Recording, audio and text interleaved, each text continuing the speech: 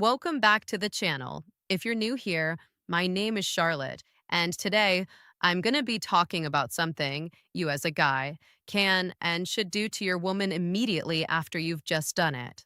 This is something that most men completely overlook, and it's costing them more than they realize. So the intimacy is over.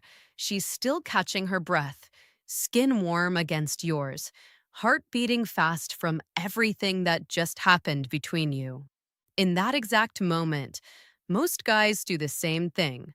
They exhale, roll over, or reach for their phone like the main event is officially over. But the truth is, whatever happens in the next 5 to 10 minutes will either deepen her connection to him more than anything that came before it or quietly undo everything that was just built. Because in that moment, her body is still wide open. Her nervous system is flooded with the chemicals that makes her feel bonded and vulnerable at the same time. One small choice from you here can turn good sex into something that pulls her back to you again and again. So today, we're talking about what actually happens in a man's mind and body after the release, and what she's quietly needing even if she doesn't say it. Now, a quick announcement before we get into it. Videos like this one don't usually make it to the main channel. And that's because videos like this comes directly from personal requests made by loyal subscribers who wanted something more intimate and more detailed than what I normally cover publicly. And very soon, content like this will be restricted exclusively to channel members. So if you don't want to miss out, and if you want to request your own private, personal videos, join the membership now. Don't sleep on it. Now, let's get into it. 1. Pull her close. Most men don't realize that the moment intimacy ends is actually when one of the most important opportunities begins. She's in a state of genuine vulnerability in those first few minutes. Her nervous system is open, her guard is completely down, and she's more emotionally present than she is at almost any other point in her day. What happens in that window, how he chooses to show up in those quiet minutes, lands with a weight that is completely disproportionate to how simple the gesture actually is. Pulling her close is the first and most important move. Not rolling away, not reaching for the phone, not physically present but mentally already somewhere else. Just pulling her in, letting her settle into him, creating the kind of physical closeness that tells her nervous system, without a single word, that he's still there, that the intimacy didn't end the moment the physical part did. What this does psychologically is profound.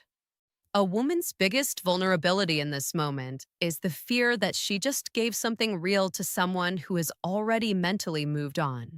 That quiet fear of being left alone in a moment she's still fully inside is what pulling her close immediately dissolves. Her breathing slows.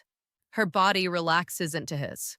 The emotional charge of the moment settles into something warm and safe rather than something exposed and uncertain.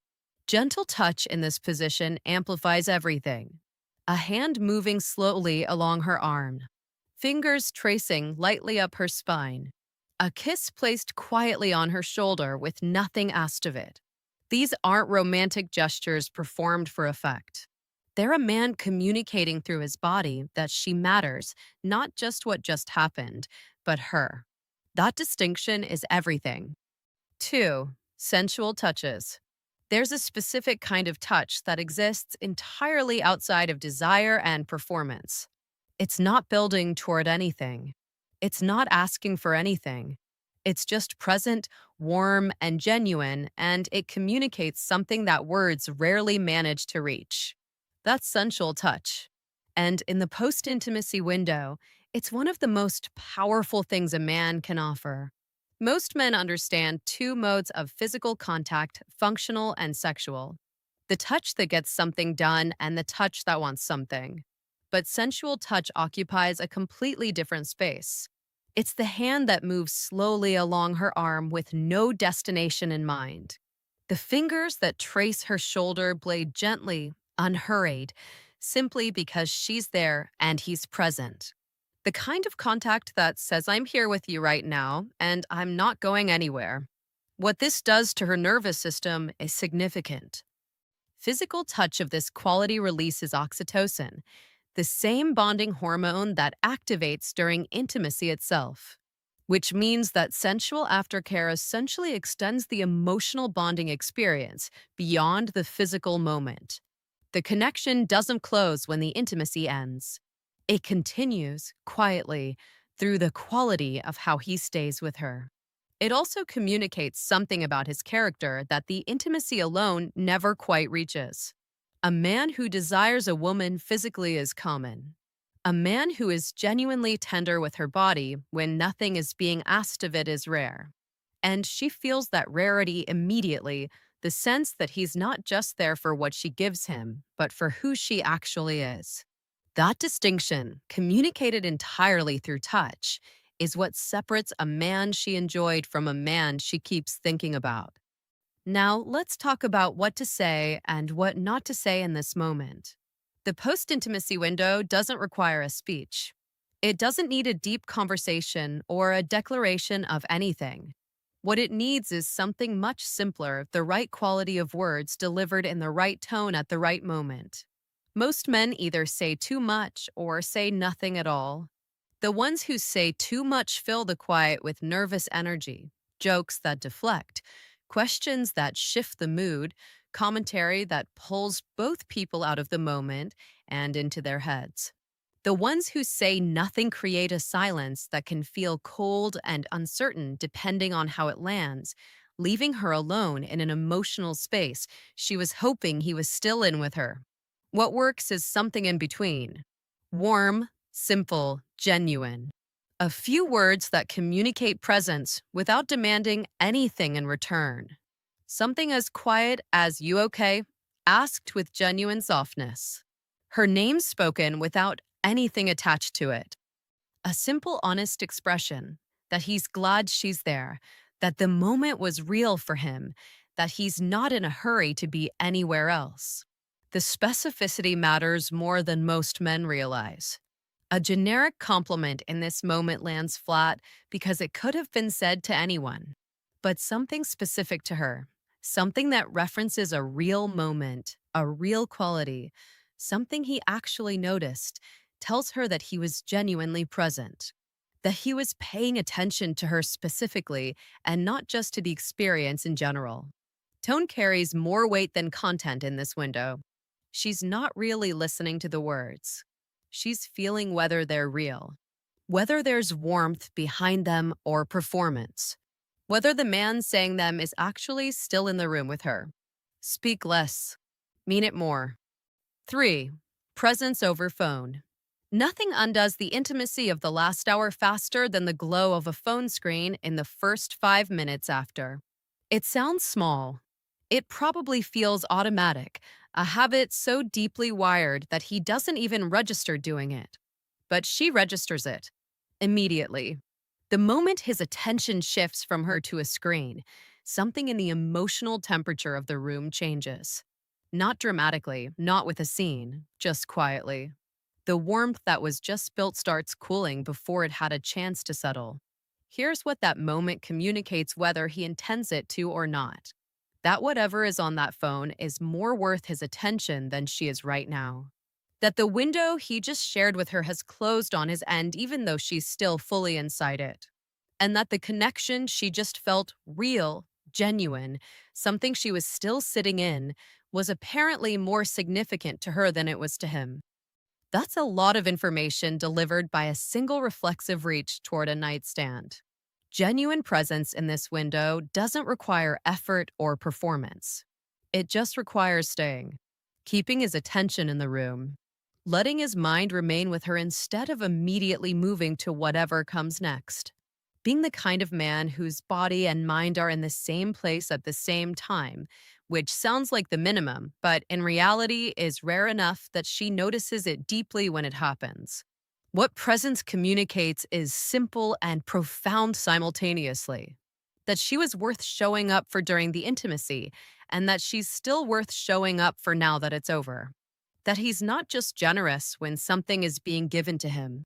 The phone will still be there in 20 minutes. This moment won't. 5. Going the extra step. There is a category of man that most women have heard about but rarely actually encountered. The man who gives everything during intimacy and then, in the quiet after, does something small and thoughtful that has nothing to do with what he just received and everything to do with who she is to him. That gesture, simple, unhurried, completely unasked for, puts him in a league that most men never reach. Not because it's complicated, but because most men simply don't think to do it. Getting up to bring her water, warming a towel and returning to take care of her, pulling the covers up around her before she has to ask, making sure she's comfortable before he thinks about his own comfort. These aren't grand romantic performances. They're quiet expressions of genuine care that communicate something her nervous system receives immediately and files somewhere permanent. What these gestures actually say is this: that he sees her as someone worth taking care of. Not just during intimacy when something is being shared between them, but after it, when nothing is being asked and nothing is being given except attention and consideration. That distinction between a man who shows up when there's something in it for him and a man who shows up simply because she matters is one women feel in their bones. The warm towel specifically carries a psychological weight that seems disproportionate to the gesture itself. It's tender in a way that's almost disarming. A man who just gave everything physically now being gentle enough to take care of the most vulnerable part of her experience. That combination of strength and softness is genuinely rare. And rare things get remembered. Rare things get craved. Everything that follows, the closeness, the touch, the presence, the quiet words, the small gestures that asked for nothing in return, that's where the real connection either gets built or gets left behind. And the men who understand this don't just create better experiences. They become the kind of men women genuinely can't stop thinking about. Not because of what happened, but because of how they showed up afterward. Pulling her close costs nothing. Staying present costs nothing. A warm towel, a few genuine words, consistent care that comes from a real place. None of it is complicated. It just requires a man who is present enough to give something when nothing is being asked of him. That man is rare. And rare is unforgettable.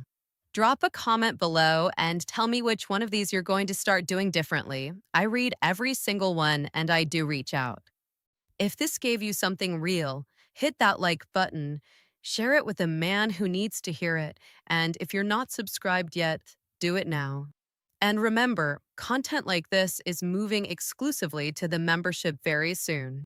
Join now so you don't miss out.